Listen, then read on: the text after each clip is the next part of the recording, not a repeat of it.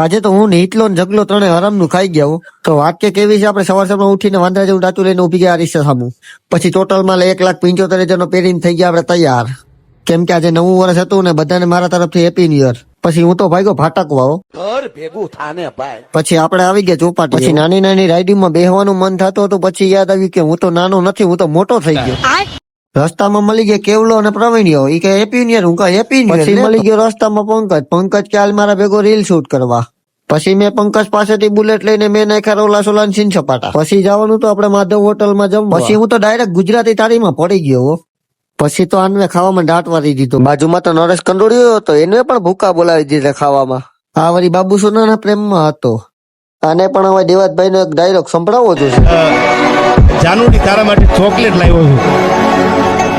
આ પરિવારનું જોન મારા ભાઈ. જાનુડી કોઈના બાપની નથી, તારી નથી ખાવાની ભાઈ. ઓલા બિચારા કીધે નથી ખવાતું તો ઓલો ધરાળ ખવડાવે. તો તમને અમારો વ્લોગ સારો લાગ્યો હોય તો લાઈક, શેર અને કમેન્ટ કરવાનું ના ભૂલતા.